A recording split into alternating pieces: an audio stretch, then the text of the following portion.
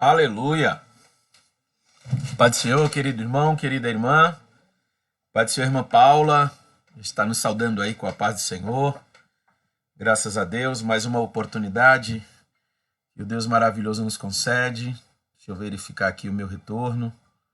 Como está? Aleluia! Glória a Jesus. Graças a Deus por mais um dia que o Senhor nos concede, mais uma oportunidade de estarmos juntos. Opa, está de acordo. Deixa aqui para poder saber como está o retorno aí, se você está tendo áudio, se você está tendo um vídeo adequado. Deixa eu ver se eu estou apresentável. Afinal de contas, estou aqui falando com os meus alunos, meus queridos alunos do Instituto Teológico das Assembleias de Deus da Baixada Santista. Aleluia, núcleo nível avançado. Estamos aí na matéria de Novo Testamento 2, tratando agora sobre as epístolas paulinas. Estamos falando de início das epístolas maiores e menores. Então é um grande prazer, quero que você saiba que é um prazer enorme poder estar junto com você, estar compartilhando dessa aula, deste momento de comunhão que o Senhor nos concede, a oportunidade de estarmos juntos, meditando na palavra de Deus, aprendendo juntos, para melhor servirmos ao Deus Santo. Estamos aqui no nosso momento de saudação.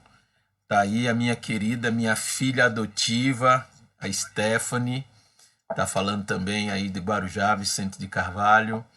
A irmã Paula Marcolino, que é uma outra filha que nós adotamos, filha do coração, esposa do presbítero Igor.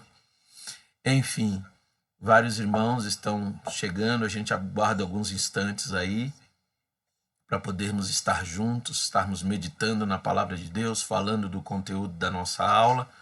E agora nós vamos orar a Deus, pedindo ao Senhor que Ele nos conceda graça, sabedoria, que Ele nos conceda um coração ensinável, para juntos nós aprendermos, para juntos nós compartilharmos, do conteúdo da palavra do Senhor. Também está chegando a irmã Conceição, esposa do irmão Vavá, do irmão Marival. Paz do Senhor, irmã Conceição. A irmã Elisama Santana, a paz do Senhor, irmã Elisama, esposa do presbítero Marcos. Também meu querido irmão Adair Moreira, que congrega conosco aqui na Assembleia de Deus de Capão Alto. Então é assim, nós agora somos residentes aqui na cidade de Capão Alto, na Serra Catarinense. E o irmão Adair é um desses irmãos que congrega aqui conosco, um irmão muito querido, um amigo que o Senhor tem nos concedido, alguém que tem caminhado conosco na caminhada da fé, alguém que o Senhor tem nos dado para nós discipularmos, ensinarmos o bom caminho do Mestre. A paz do Senhor, amado irmão João Crisóstomo, que alegria, irmão, ter o irmão aqui conosco também, bastante saudade do irmão, espero que te vá bem, querido irmão. E nós estamos aqui nesses primeiros aí minutos da nossa aula, saudando os irmãos, que é uma alegria muito grande, irmão. Então, como eu estava dizendo, a minha família, a irmã Andréia, Pedro, Tiago, não tem João, como a maioria dos irmãos já sabe, nós estamos residindo aqui na Serra Catarinense, na cidade de Capão Alto, próximo a Lages aqui. Aprove a Deus nos enviar para cá, para aqui auxiliarmos na obra do Senhor, contribuirmos com a igreja aqui de Capão Alto, pastor Roberto Olegário, sua esposa irmã Esté Olegário, contribuímos na obra do Senhor aqui. Mas o instituto que nós colaboramos, nós auxiliamos na obra de Deus e ministramos estas aulas, é um instituto que fica localizado na cidade de Guarujá, litoral de São Paulo. Tá certo? Fica na cidade de Vicente Carvalho. A igreja responsável por esse instituto é a Igreja Evangélica Assembleia de Deus da Baixada Santista. É a igreja que cedia esse curso, tá certo? Que está sob a presidência do pastor José Benedito Teotônio e na vice-presidência do pastor José Amador. A coordenação do curso está sobre a responsabilidade do presbítero Igor, que é o esposo da irmã Paula Marcolino. tá certo? Então nós queremos aí transmitir a nossa saudação, também para a irmã Luciana Farias, esposa do irmão Ronaldo, que é um irmão muito querido, alguém especial na nossa vida, na nossa história. A irmã Vanessa, esposa do irmão Alexandre, que também congrega na Assembleia de Deus da Baixada Santista, está conosco. Minha mãe, Maria José, Dona Zéza, para os mais chegados aí, também está participando da aula conosco. Enfim, irmãos, são muitos motivos para agradecer a Deus. Por quê? Porque apesar de todas essas circunstâncias que nós estamos vivendo hoje, o Senhor tem estado conosco. O Senhor tem nos guardado, o Senhor tem nos sustentado, o Senhor tem nos abençoado e tem nos dado a alegria de estarmos juntos todas as quartas-feiras, às 20 horas, para juntos nós estudarmos a palavra de Deus. Eu poder compartilhar com você de algo que o Senhor tem nos dado e de você também compartilhar através das mensagens. Você pode compartilhar conosco aquilo que o Senhor tem dado. Quero te convidar para uma oração e darmos sequência ao conteúdo da nossa aula de hoje. Maravilhoso e eterno Deus, Pai querido, nós queremos te agradecer, Pai, pela oportunidade de estarmos juntos. Eu quero te agradecer, Pai, pela vida dos meus irmãos que já estão ligados, Senhor, neste momento, através dessa rede social, para refletirmos na Tua palavra, aprendermos para melhor Te servirmos. Pai, eu quero pedir a Tua bênção sobre a vida de cada um deles. Nas suas muitas ocupações, nos seus muitos afazeres, eles têm dedicado um tempo para juntos crescermos na graça e no conhecimento. Pai, seja sobre eles a Tua boa mão, também sobre mim, e nos ajude, Senhor, que o Teu Espírito nos conceda um coração ensinável e que tudo que façamos seja para a honra e para a glória do Teu nome. Em nome de Jesus nós oramos. Amém. Amado irmão, aleluia.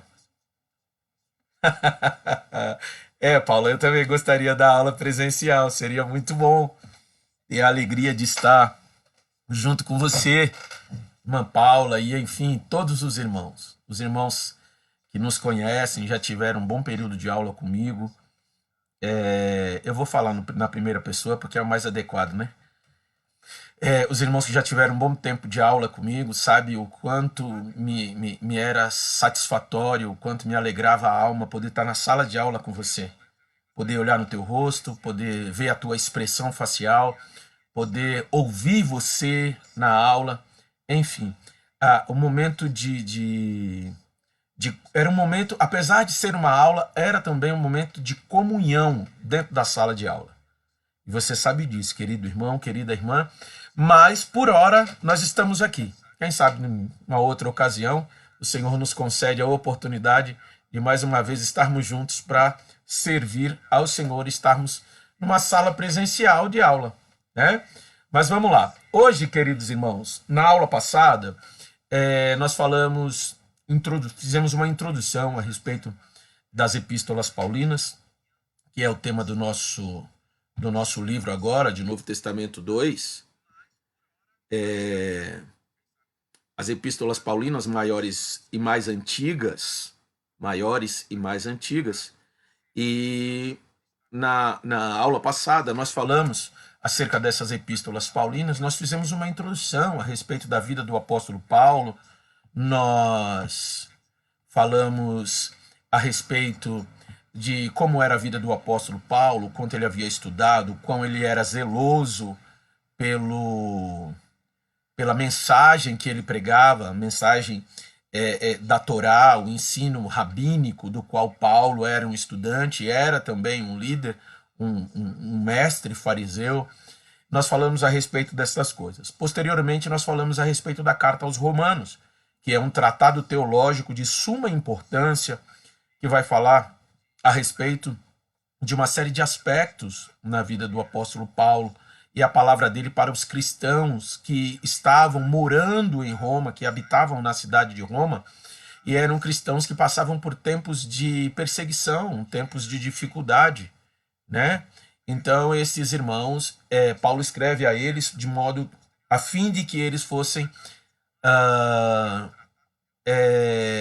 corroborados, a fim de que eles fossem animados, exortados para continuar servindo a Deus, né? Esse era o propósito de Paulo quando ele escreve aos irmãos em Roma. E aí, agora nós vamos para a carta, para a epístola ou carta aos Gálatas. E por que a carta aos Gálatas, pastor? E quando nós falamos a respeito das epístolas, a carta aos Gálatas é, dentre as epístolas paulinas, as que mais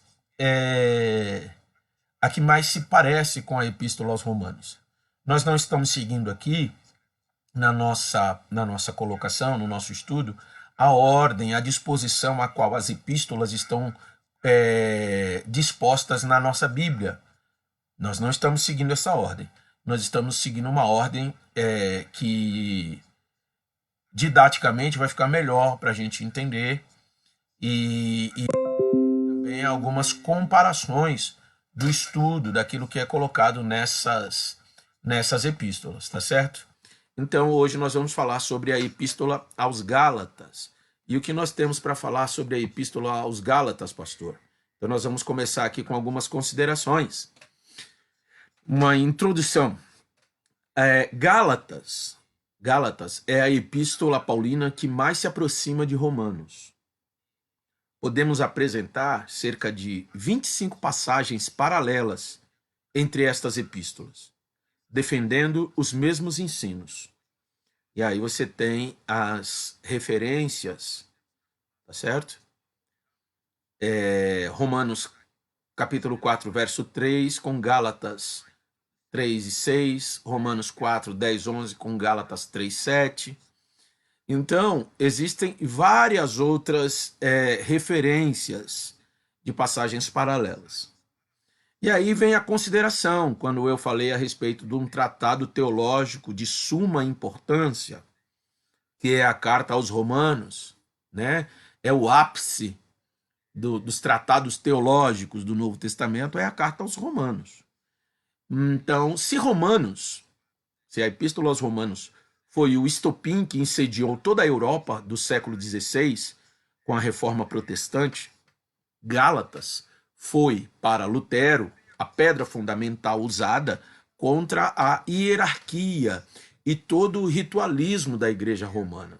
E aí eu quero comentar com você a respeito dessa pontuação de que a carta aos Romanos foi o estupim da reforma, porque, segundo a tradição, nós entendemos que Lutero, ele foi, enquanto ele buscava, depois de ele observar o John Tetzel vendendo as indulgências e apontando, né, formas as quais o povo poderia ter os seus pecados amenizados, perdoados, com a venda das indulgências, que eram assinadas pelo Papa, atribuindo ao sumo pontífice, naquele momento, a possibilidade de ter os seus pecados perdoados através da bula papal, que era um documento assinado pelo Papa, e esse documento era vendido. E conforme esse documento era vendido, o que se buscava? Se buscava arrecadar fundos para a construção da Basílica de São Pedro, ou a Basílica do Vaticano. Sendo assim, Lutero ele observa todo aquele movimento, todas aquelas coisas, e aquilo veio trazendo para ele, não só isso, eu estou sintetizando o máximo que eu posso, tocando de modo muito preciso dentro do comentário que eu quero tecer sobre a Epístola aos Romanos, falando a respeito do estopim que incendiou a Europa no século XVI. Então,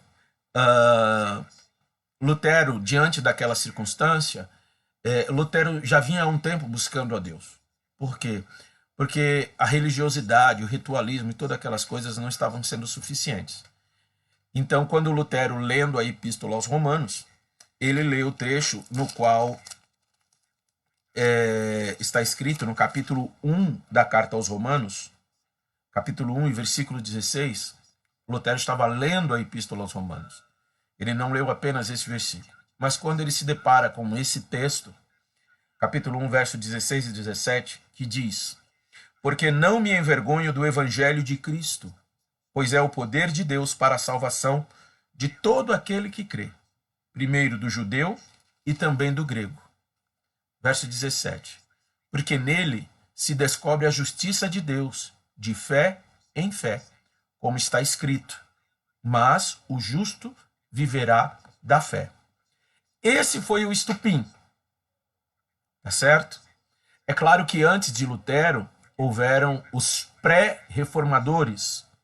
E aí nós vamos encontrar Zwinglio, nós vamos encontrar John Huss e vários outros pré-reformadores que vieram antes de Lutero, já sendo instrumentos de Deus para o desenvolvimento dessa liberdade que viria através da palavra de Deus. E Lutero, sendo impactado pela mensagem da carta aos Romanos, capítulo 1, verso 17, mas o justo viverá da fé, ele entende que não era a observância ou o cumprimento da missa, das indulgências que eram vendidas, ou mesmo das relíquias que eram postas, né, nas catedrais, nas igrejas, para que os fiéis fossem até lá, pudessem tocar nessas relíquias e terem sua graça alcançada. Lutero começa a pregar, Lutero começa a falar e a prega na catedral, na porta da catedral de Wittenberg, as suas 95 teses.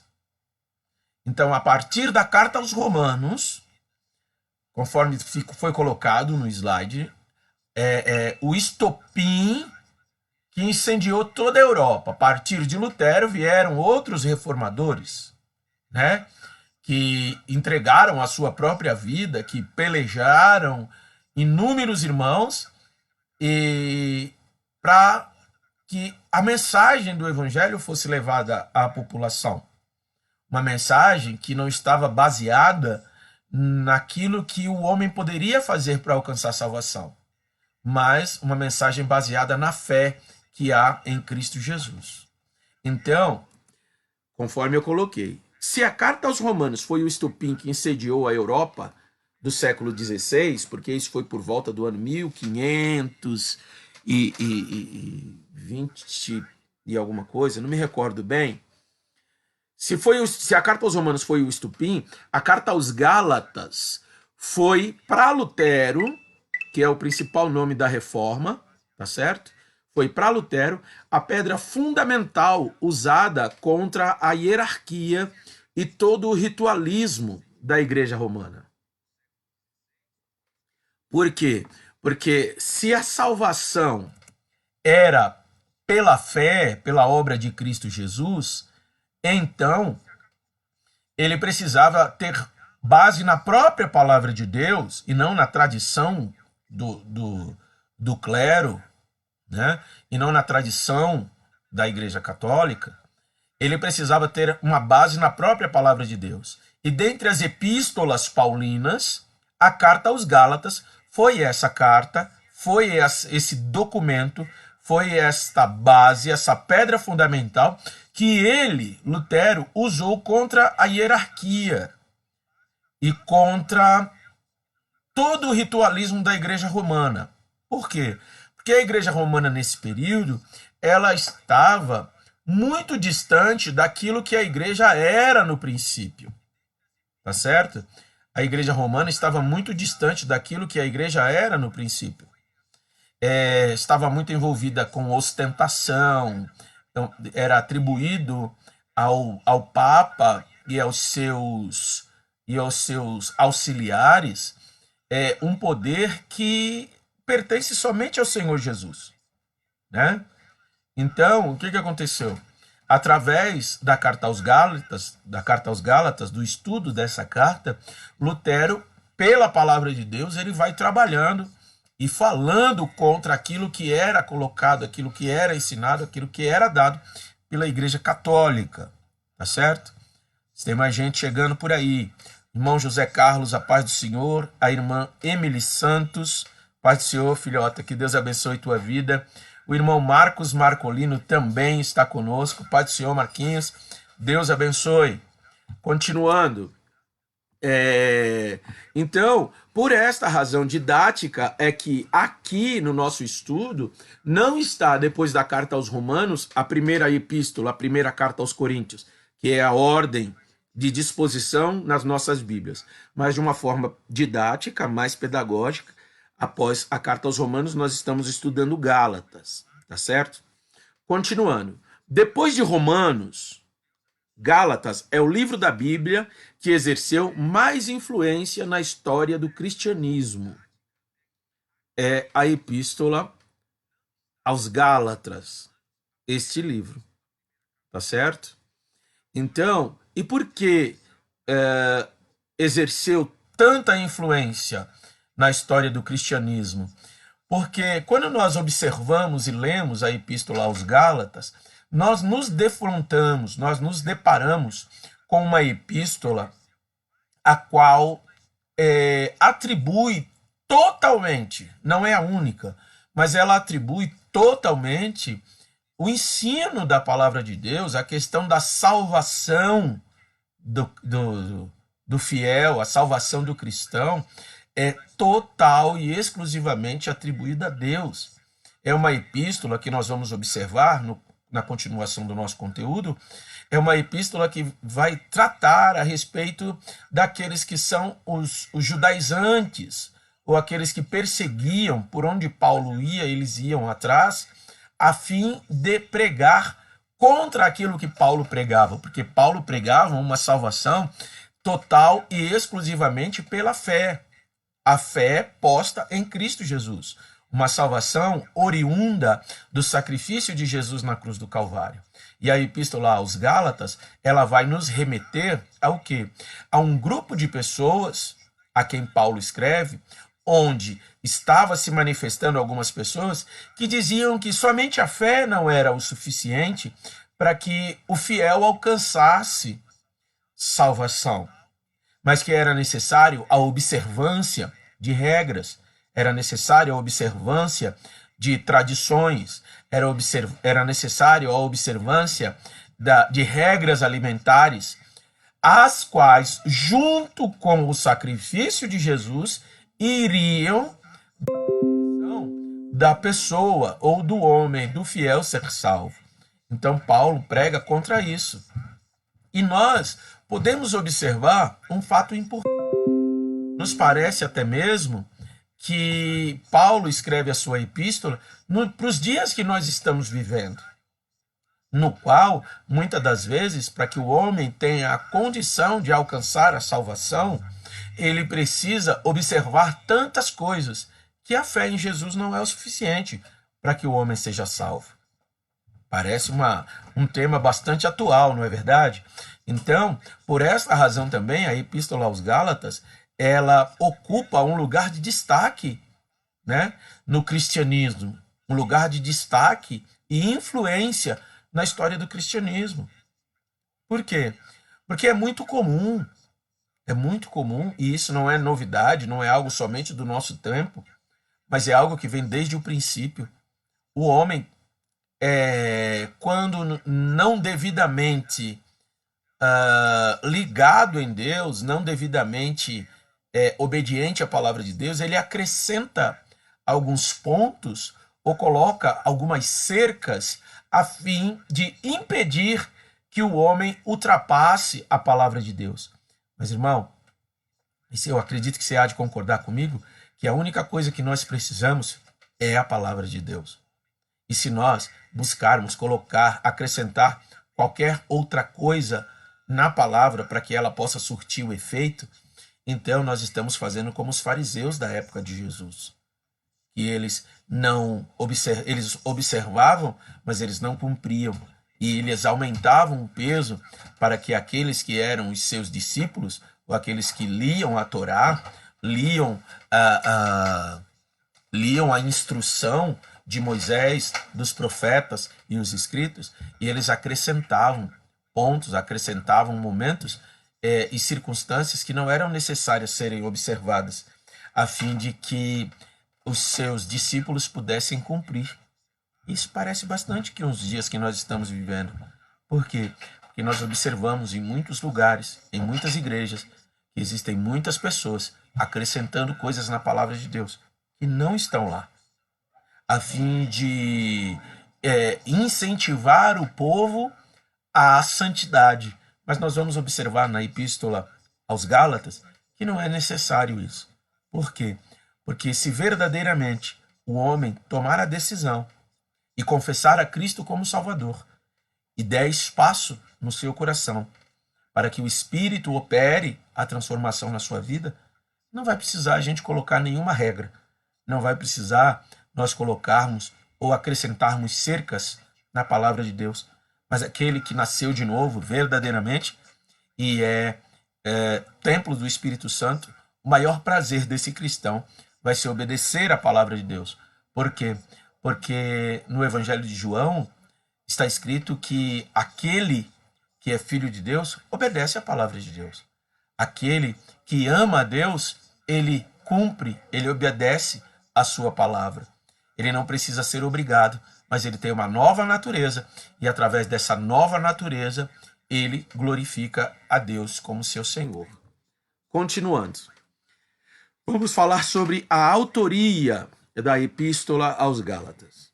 Bom, não pode haver muita dúvida, não tem espaço para muita dúvida de que foi o apóstolo Paulo quem escreveu a epístola aos Gálatas. Essa conclusão raras vezes foi questionada, porque as circunstâncias retratadas na epístola, os detalhes da vida de Paulo que encontramos em Gálatas e a teologia do livro combinam muito bem com as informações de Atos e das outras epístolas de Paulo. Então aí os irmãos vão lembrar o que eu comentei na aula passada, que o conteúdo das epístolas paulinas, elas estão contidas dentro do conteúdo de Atos dos Apóstolos. Como assim, pastor?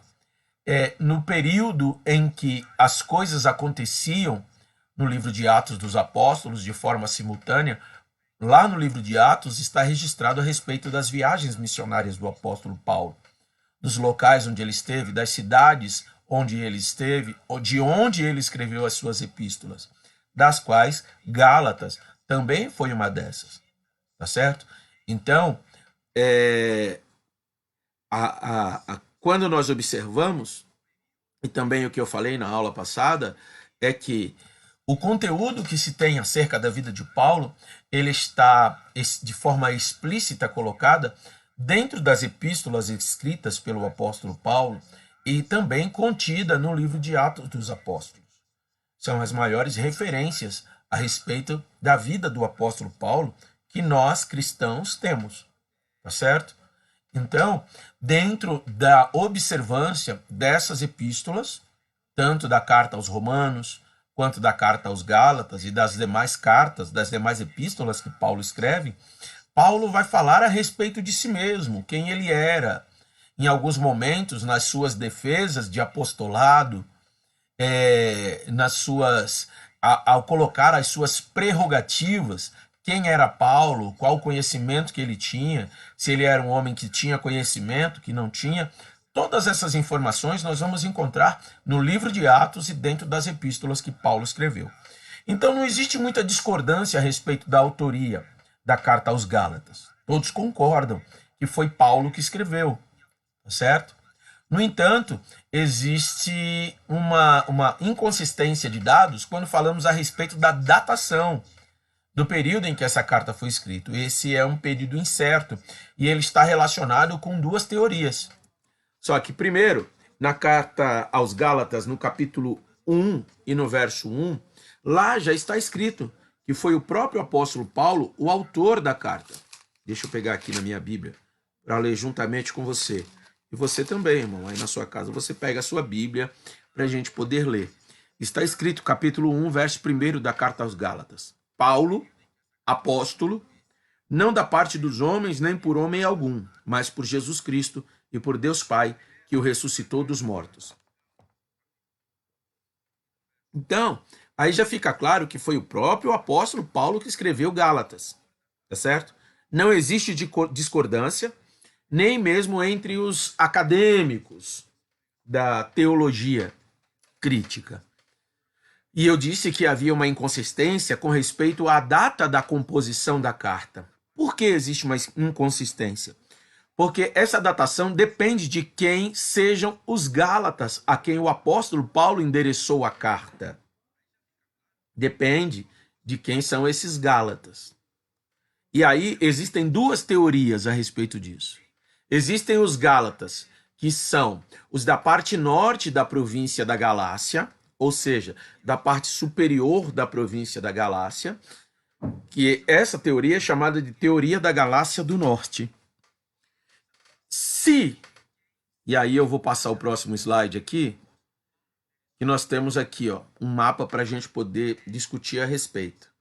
Se você está vendo ali na parte superior do mapa, tem ali o espaço que está delimitado como a Galácia do Norte, ou seja, na parte mais superior, mais distante do mar Mediterrâneo, mais acima, tá certo? Ali é a Galácia do Norte. Na parte de baixo está a Galácia do Sul, está mais próximos das regiões litorâneas, né, do mar Mediterrâneo, pois Paulo, em algumas das suas viagens missionárias, ele foi a barco, em outros momentos ele foi a pés. Provavelmente a carta aos Gálatas se refere às igrejas da Galácia do Sul, apontada como campo missionário de Paulo no livro de Atos. Se o conteúdo da carta foi direcionado e foi escrita aos da parte norte, esse é a teoria menos aceita, tá certo, irmãos? É a teoria da Galácia do Norte. Então, a carta ela foi escrita da cidade de Éfeso ou na Macedônia em meados da década de 50 depois de Cristo. Tá certo? Por isso que eu disse que existe uma inconsistência. Se a epístola foi escrita aos Gálatas da província da Galácia do Sul, na parte sul, que é chamado de Teoria da Galácia do Sul, então a carta foi escrita provavelmente entre os anos de 48 e 49 em Antioquia da Síria, Antioquia ou em Corinto. E por que, pastor, Antioquia da Síria ou em Antioquia? Porque existiam mais de uma Antioquia, tá certo? Pai do Senhor, irmão Daniel, Deus abençoe a vida do irmão. Então, com respeito à autoria, fica determinado de forma clara que o autor da epístola é Paulo. Quanto a isso, nós não temos dúvida. Já com respeito à datação, para nós afirmarmos categoricamente, nós precisamos adotar uma das duas teorias da Galácia do Norte, que é a menos aceita, ou da Galácia do Sul, que é a mais comumente aceita. É aquela que está mais próximo da faixa litorânea do mar Mediterrâneo, por onde Paulo exerceu ou desenvolveu as suas viagens missionárias. Continuando, quem foram os destinatários? Então nós vamos partir do pressuposto de que Paulo, o apóstolo, ele escreve para os Gálatas do Sul, levando em conta a teoria da Galácia do Sul. Os Gálatas da época de Paulo eram descendentes dos gauleses, que tinham migrado da Gália para o centro-oeste da Ásia Menor, vários séculos antes. Na época do Novo Testamento, porém, a província romana da Galácia estendia-se até a região bem mais ao sul do reino gálata original. É difícil determinar em quais dessas áreas as igrejas da Galácia estavam localizadas. E aí vem aquele mapa que eu comentei já com vocês, e a gente pode tratar. Por quê?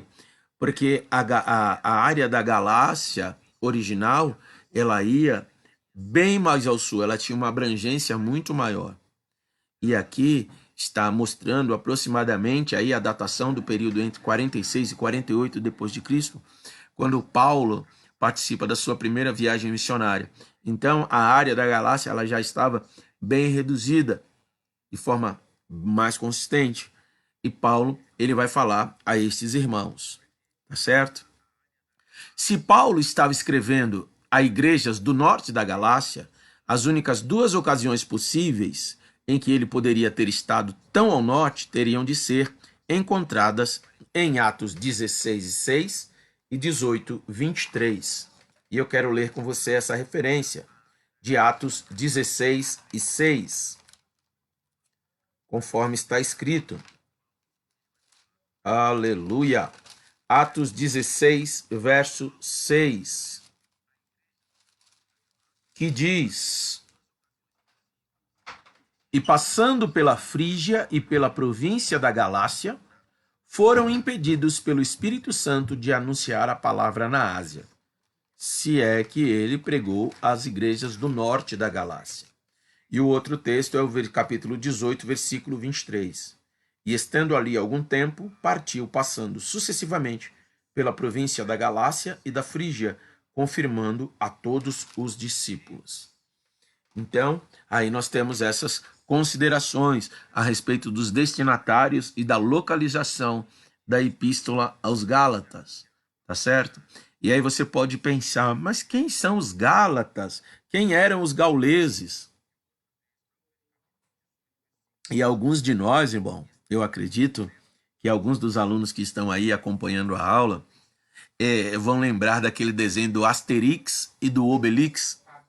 Você lembra? A irmã Andréa já está aqui ao meu lado e está dizendo, acabei de lembrar do Asterix e do Obelix, que eram homens, eram das tribos da Gália original. Aquele desenho que é colocado, eles apresentam os gauleses ainda antes de serem conquistados pelos romanos, tá certo? Posteriormente a essa conquista, a Gália ou a Galácia, né, a região da Gália, se tornou província de Roma, né, uma província de toda a área, de todo o campo do Império Romano. E Paulo foi até esses lugares para também ali pregar a palavra de Deus e escrever a estes irmãos. Continuando. Aqui nós temos neste mapa a respeito da terceira viagem missionária de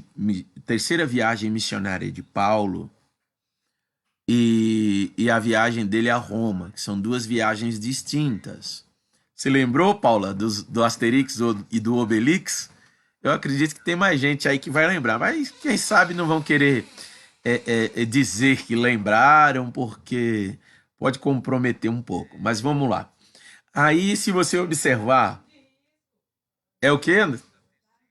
A irmã André está dizendo que quem lembrar do Asterix, do Obelix, tá correndo, tá no grupo de risco aí. Mas vamos lá.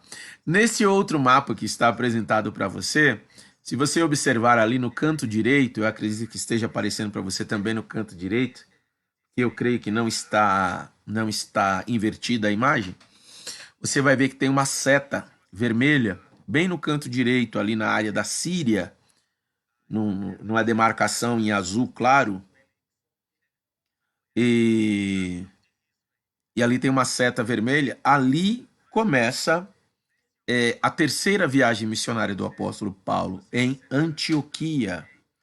E aí você pode acompanhar, Paulo saindo de Antioquia, ele caminha para Icônio, que já faz parte da província da Galácia.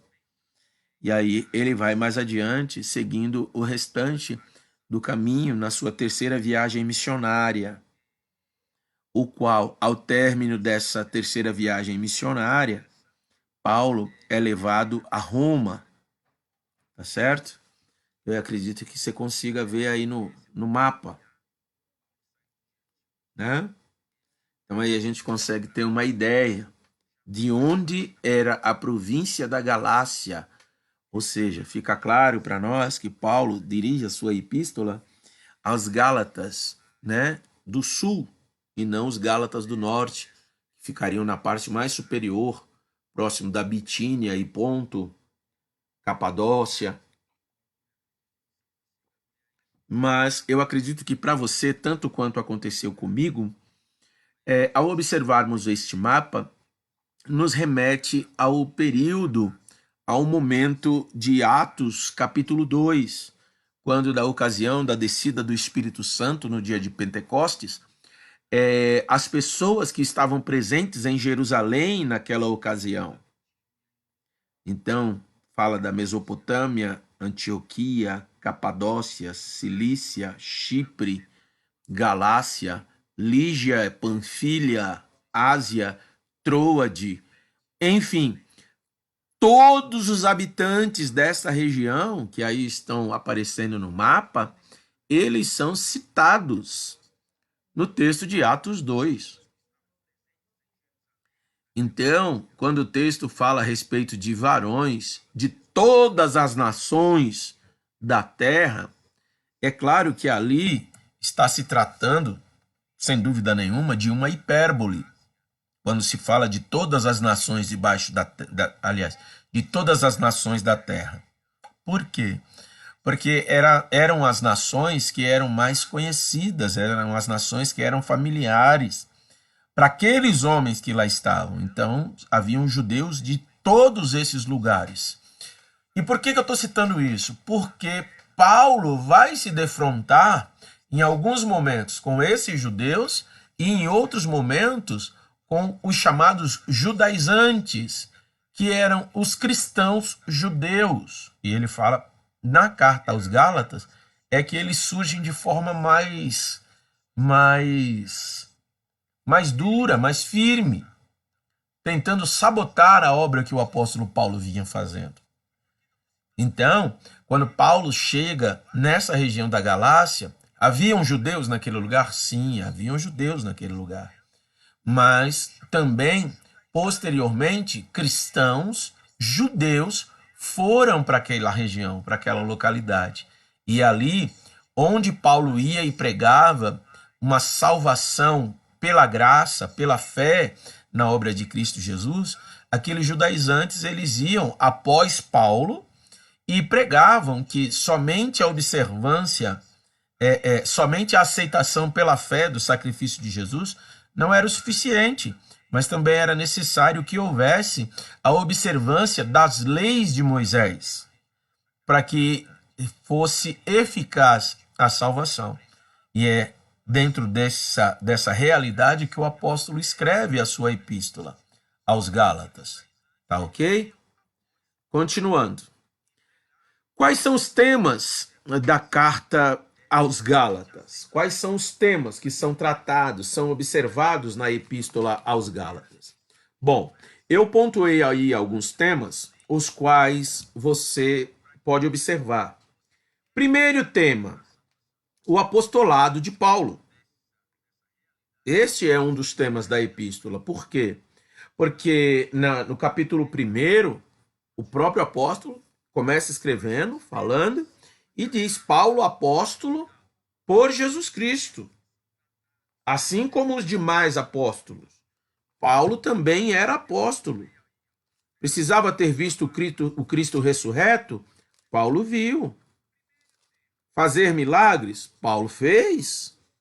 Foi usado. O próprio Cristo apareceu para Paulo. Então, Paulo, ao defender o seu apostolado, Paulo não queria.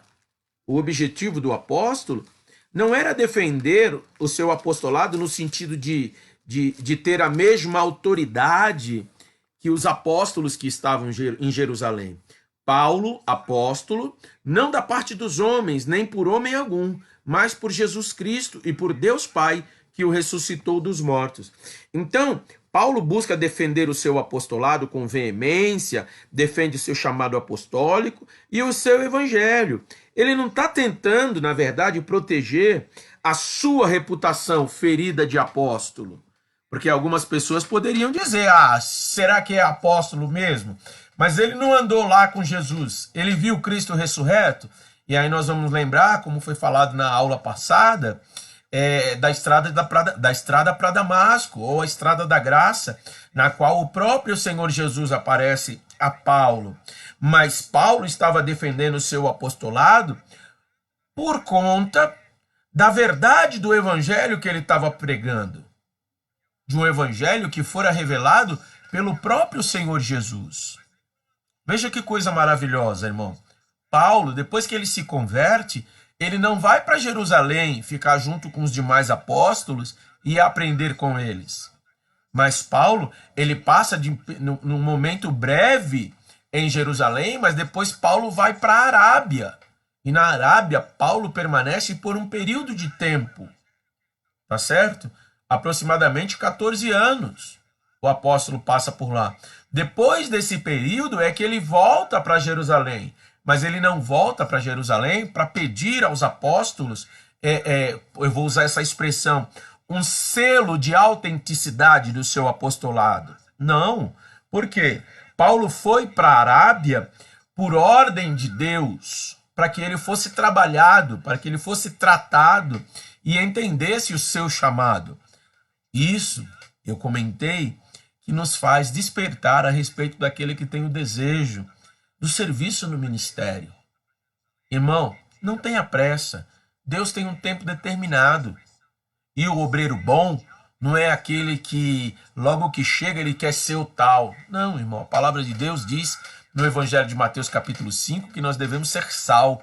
E como nós bem sabemos, o sal, se ele passar do ponto, ninguém aguenta comer. Mas ele nos remete a um outro pensamento a respeito do sal, que é a questão da humildade. Então nós precisamos ser humildes e darmos ao Senhor o tempo determinado e nos sujeitarmos à autoridade de Deus para que no seu tempo, que é perfeito, ele venha nos constituir no chamado que tem para cada um de nós. Então Paulo escreve nessa epístola, um dos temas é o apostolado, o seu apostolado, a defesa do seu apostolado.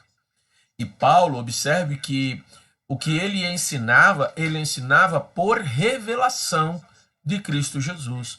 Era o próprio Senhor que revelava a Paulo o conteúdo que ele ensinava às igrejas. Isso nos remete também ao texto da primeira carta aos Coríntios, no capítulo 11, versículo 23 a seguir, onde Paulo, dirigindo a sua palavra aos crentes de Corinto, ele diz, porque eu recebi do Senhor o que também vos entreguei.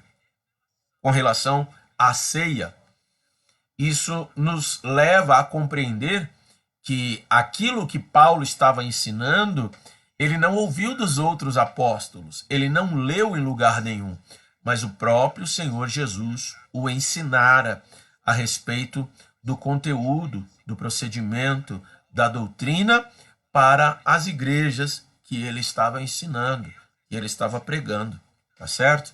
Um outro tema da epístola aos Gálatas é a salvação apenas pela fé. Não existe outro caminho, não existe outro meio, não existe outra forma. Não é através de da observância das leis cerimoniais, sanitárias, não é pela observância de nenhum outro ponto, tanto no período de Paulo quanto nos dias que temos vivido. Não é por conta do que comemos, não é por conta do que vestimos, não é por isso, irmão. Não é por isso. Tá certo? Então eu vou falar novamente. Não é por conta do que comemos, não é por conta do que vestimos, não é por conta dos dias que guardamos, não é por esta razão. A salvação é apenas pela fé. Mas então, pastor, se a salvação é apenas pela fé, eu não preciso observar a palavra de Deus? Não é isso que eu estou dizendo. Você é mais inteligente do que isso. Se a salvação é apenas pela fé, para que serve a palavra de Deus? Para que serve a Bíblia? A Bíblia é o nosso livro de referência que vai nos apresentar princípios, e princípios são inegociáveis. Os princípios eles não devem ser negociados. Os princípios pelos quais nós devemos reger ou permitir que o Senhor venha a reger as nossas vidas. Tá certo? Então, quando falamos a salvação apenas pela fé, a definição de Paulo sobre a verdade do Evangelho afirma a graça universal de Deus a toda a humanidade. Em Cristo não há judeu e nem grego, nem escravo, nem livre, nem homem, nem mulher, pois todos são um em Cristo. A justificação pela fé é a doutrina central da carta. Cria comunidades harmoniosas. Então, a salvação apenas pela fé, que é a verdade do Evangelho, é o tema central da epístola. Ainda temos outros temas a ser pontuados. O legalismo versus a liberdade. O legalismo versus a liberdade. O que quero dizer com isso? Os cristãos, tanto no tempo de Paulo quanto hoje, não precisam estar sob a lei para conduzir uma vida ética. Não é necessário estar debaixo da lei para ter uma vida ética. O fato de em Cristo Jesus eu ter liberdade não vai ser causa de que eu caia na libertinagem, tá certo? O fato de eu ter em Cristo liberdade não vai ser causa para eu cair na libertinagem. Pelo contrário, a liberdade que há em Cristo, através do Espírito e do novo nascimento, ela nos outorga uma transformação de vida. E aquele que nasceu de novo, e aí eu vou pegar uma outra epístola de Paulo, a carta aos Efésios, aquele que nasceu de novo, ele não vai fazer mais as coisas que ele fazia outrora. Ele vai viver em novidade de vida.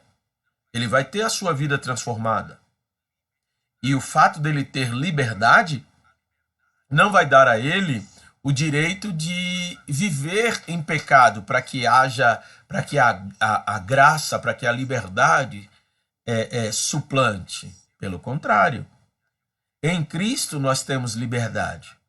Mas diante da reflexão, diante do pensamento, do perdão dos pecados, de uma vida transformada, da salvação operada única e exclusivamente por Jesus Cristo, a nossa nova filiação. Hoje somos filhos de Deus, irmãos de Cristo Jesus. Ao observarmos todas essas benesses, todas essas bênçãos oriundas do sacrifício de Jesus, apesar de nós termos liberdade, eu acredito que você, assim como eu, se sente muito mais devedor de Cristo. E em nós, se verdadeiramente o Espírito de Deus habita, nós nos sentimos na obrigação, nos sentimos devedores de observarmos, de obedecermos à palavra de Deus, não para sermos salvos, não é para isso que nós observamos a palavra de Deus, mas porque em Cristo Jesus nós fomos salvos. E nós sabemos, imaginamos, temos uma compreensão da grandiosidade da obra que Jesus tem feito em nossas vidas. Então, se isso alegra o coração do nosso Mestre Jesus, com alegria nós iremos obedecer à palavra de Deus. E o mais maravilhoso é que, humanamente falando, nós somos incapazes de obedecermos à palavra. Para isso se torna necessário a presença do Espírito de Deus, o outro Consolador, que o Senhor enviou para estar conosco, nos ensinar, nos mostrar o caminho, nos dar a direção. Ou seja, não estamos sós, mas o Senhor está conosco. E aí vem o próximo tema da epístola: uma vida fortalecida pelo Espírito. Uma vida fortalecida pelo Espírito. Por quê? Porque os crentes... Porque nós, irmão, deixa eu corrigir a minha fala, nós não devemos confiar nas nossas próprias forças para vivermos a vida cristã. Porque se as nossas forças fossem o suficientes para vivermos a vida cristã, não precisaria Jesus ter morrido. Mas nós não temos força o suficiente. Então, o Espírito de vida, o Espírito Santo, ele nos fortalece, ele nos ajuda, ele nos capacita, ele nos conduz a vivermos não somente para nós, mas vivermos para si, vivermos para Deus, vivermos pelo seu Espírito. O Espírito opera em nós os aspectos do fruto do Espírito. E através desses aspectos, nós vamos sendo transformados, aprimorados. Nós vamos ficando cada dia mais semelhantes ao nosso Salvador Jesus, que é o Senhor da nossa vida, que é o Senhor da nossa história. Não é verdade? E só pelo Espírito é que o fruto do Espírito se manifesta em nossas atividades cotidianas. É através do fruto do Espírito. Então, um crente cheio do Espírito não é um crente que fala em línguas estranhas. Paz do Senhor, filho, irmão presbítero Igor Souza, está conosco. Que bom que você chegou. Então, o que nos capacita a viver a palavra de Deus, a nossa vida cotidiana, é o quê? É a presença do Espírito de Deus. É essa presença de Deus na pessoa do Espírito que faz com que os aspectos do fruto sejam evidenciados. E um crente cheio do Espírito, preste atenção, um crente cheio do Espírito não é um crente que fala em línguas estranhas. Um crente cheio do Espírito é o crente que apresenta na sua vida, é possível observar na sua vida o fruto do Espírito. O crente cheio do Espírito é um crente que manifesta na sua vida amor, gozo, paz, longanimidade, benignidade, bondade, fé ou fidelidade, depende da tradução da Bíblia que você tem, mansidão e domínio próprio. Cristão que nasceu de novo, confessou Jesus como Salvador e não tem mudado em nada, está com sérios problemas. E por que eu digo isso? Porque aquele que nasceu de novo, ele vai ser convertido. Vamos falar assim. Porque nós temos o hábito nas nossas igrejas de falarmos daquele que aceitou a Cristo como Salvador, de que a pessoa se converteu, mas a conversão, na verdade, ela é um processo, né? Ele foi resgatado, ele foi justificado, mas a conversão é um processo cotidiano. E para este processo cotidiano, porque eu ainda estou me convertendo, e você? Você ainda está se convertendo? Porque o processo de conversão é um processo cotidiano, é um processo diário, é um processo que acontece na nossa casa, no nosso trabalho, com a esposa, com os filhos, na nossa família. Então, esse processo cotidiano é a real conversão. E conforme nós vamos caminhando, o fruto do Espírito vai sendo manifesto. Esse é o crente que nasceu de novo. Tá certo, meus irmãos? Deixa eu voltar aqui para o meu slide, porque senão a gente fica aqui refletindo e daqui a pouco a gente não quer continuar, né? Mais um ponto a ser observado. Mais um tema. A verdade do Evangelho. A verdade do Evangelho. Então, Paulo defende na sua epístola a origem, o conteúdo, seu recebimento pela justificação, pela fé em Cristo, a base escriturística e a aplicação prática deste Evangelho na vida do cristão nascido de novo. Exatamente, irmã Paula. Exatamente, Paulinha. Fruto do Espírito e seus gominhos. E aí eu quero convidar você, querido irmão, a refletir. Na carta aos Gálatas, capítulo 5, verso 22, não está escrito os frutos do Espírito, mas está escrito o fruto do Espírito.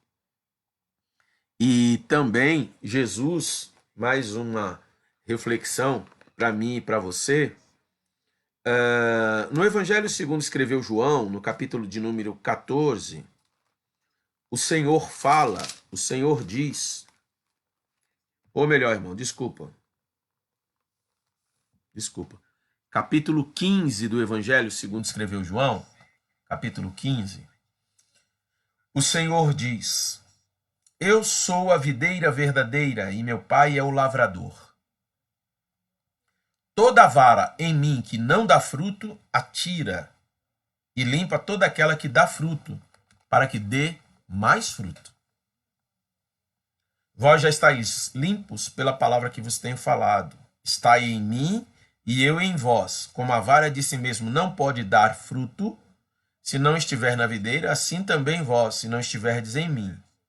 Eu sou a videira, vós as varas. Quem está em mim e eu nele, este dá muito fruto. Deixa eu te fazer uma pergunta, amado irmão. Você já reparou que esse texto de João, capítulo 15, ele não fala que aquele que está em Cristo, ele dá muitos frutos, mas ele dá fruto, é singular? O que será que isso quer dizer? Só para nossa reflexão, porque muitas das vezes nós pensamos que o dar fruto é ganhar muitas almas para Jesus.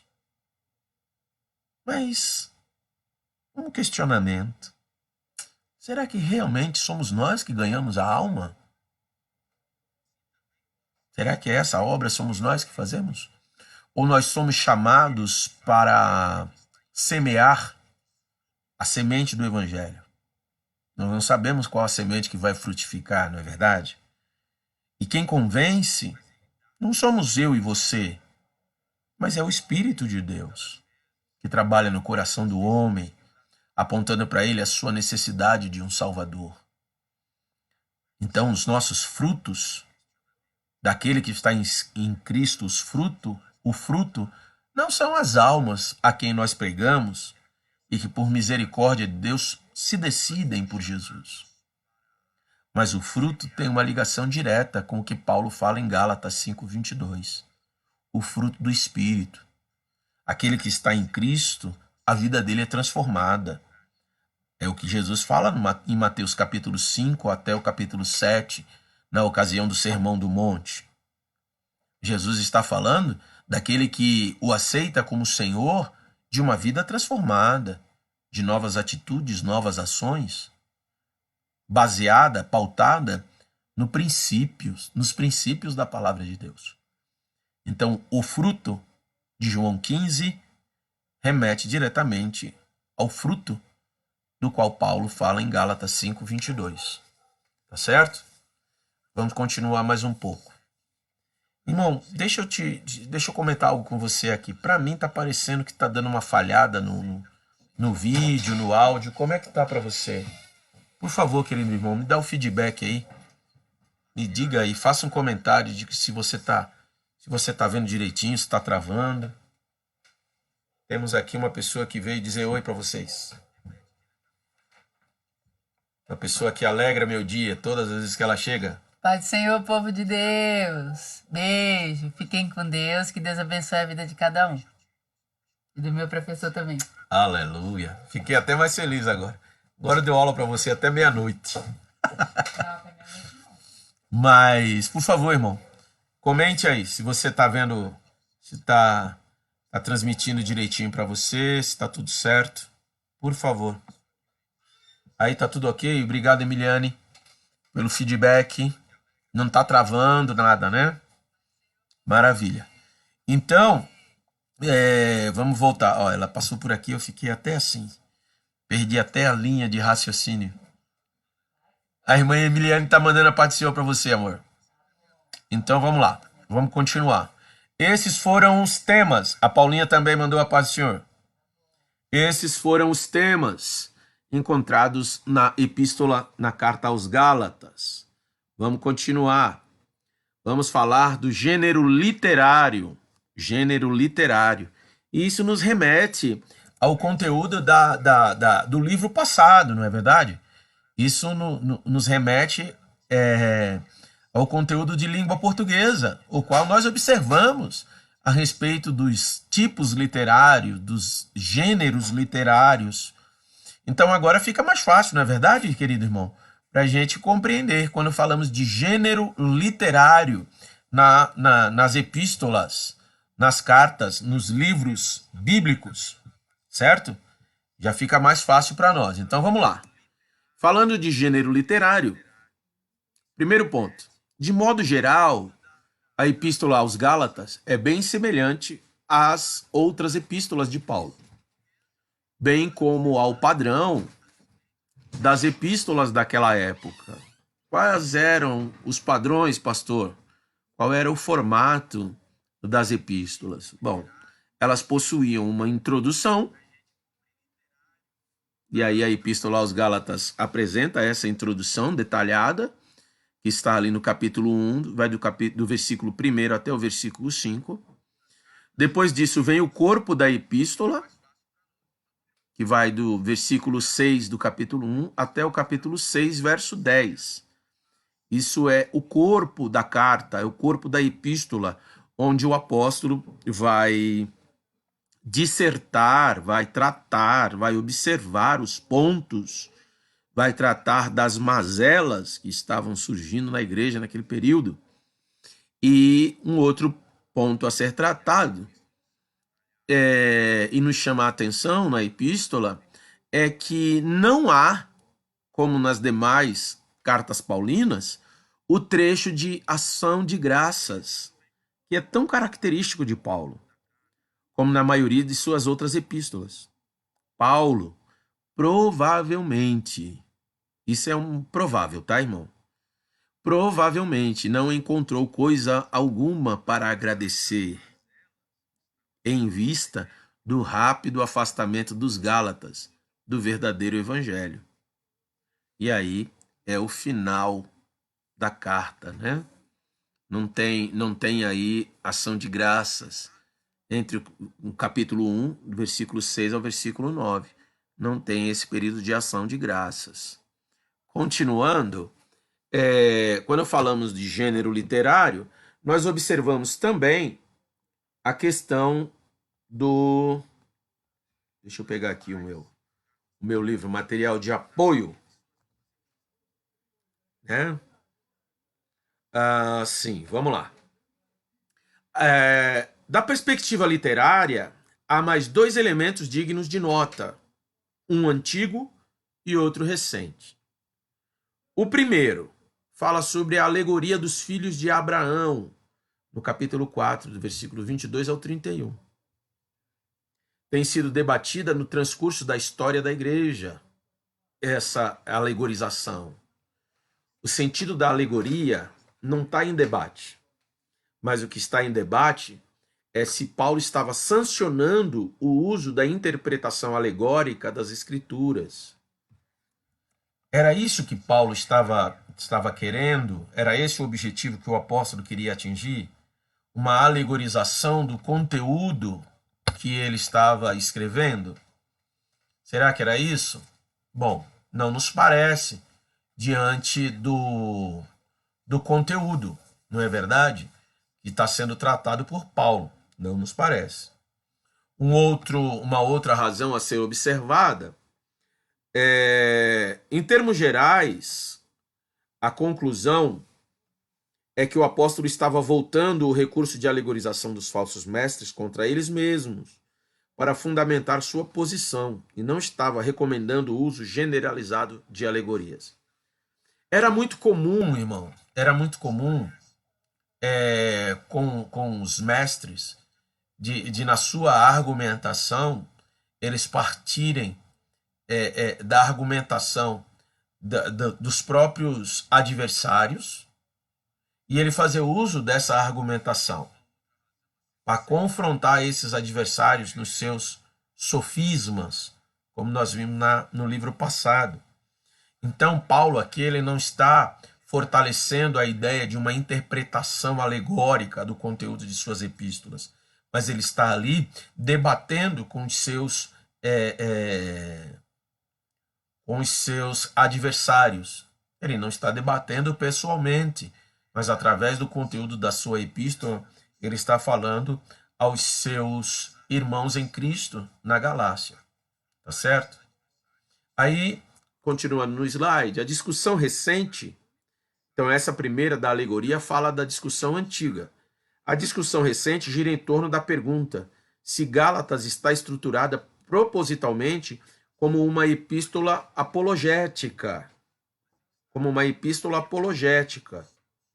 formal daquela época.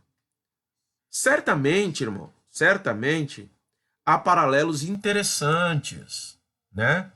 Há paralelos interessantes. Deixa eu dar uma arrumada aqui, para conseguir trabalhar melhor. Certamente há paralelos interessantes, em especial com relação ao... Pai do Senhor, irmã Vanessa, Deus abençoe. Com relação ao texto do capítulo 1, versículos 6 ao 9. Deixa eu pegar aqui para a gente poder fazer a leitura desse texto. Capítulo 1, versículo do 6 ao 9.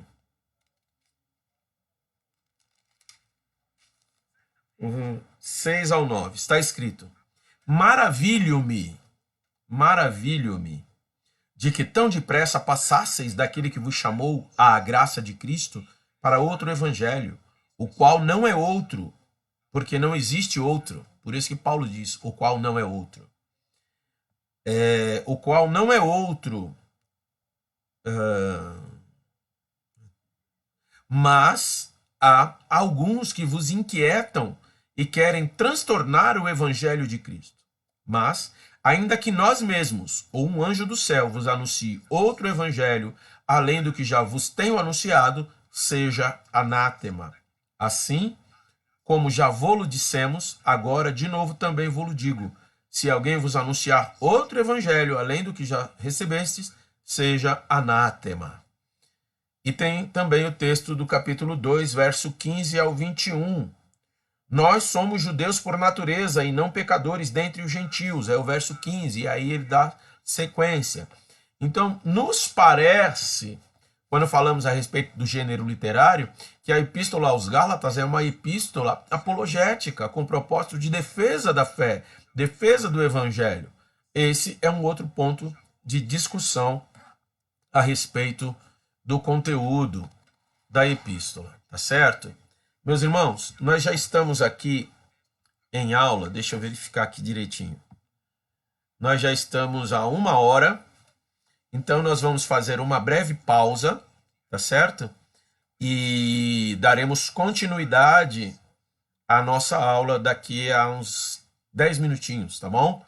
Aí a gente retorna para darmos continuidade. São 9h22, 9h32 a gente retorna a fim de concluirmos a epístola aos Gálatas, ok? Eu vou aguardar você e nós vamos dar sequência na epístola aos Gálatas e, quem sabe, também iniciarmos a epístola aos Coríntios, tá bom?